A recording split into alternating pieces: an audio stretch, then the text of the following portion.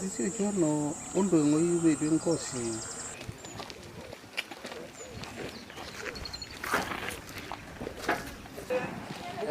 Ndawa. Oh, hiyo ni ndawa hiyo si harufu. Ono ya mai lai tuwe.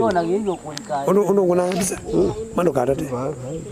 The driver could not produce a valid movement permit for the hides. We suspect that the meat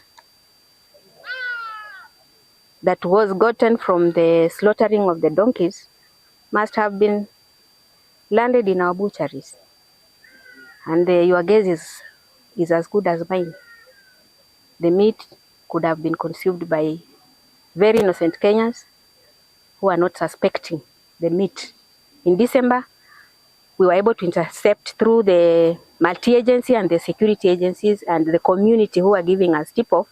We were able to intercept 136 donkeys who are on movement to a known destination. In February, we intercepted another 38 from Mwingi.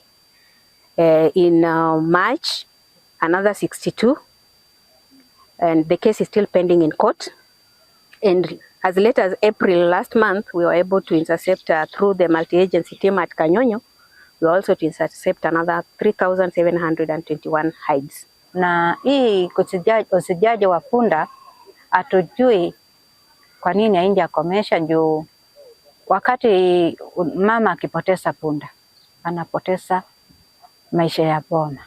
Maisha ya boma ni kama watoto wanaacha kusoma, wengine wanatoroka juu ya ile kazi wamewekewa kwa boma.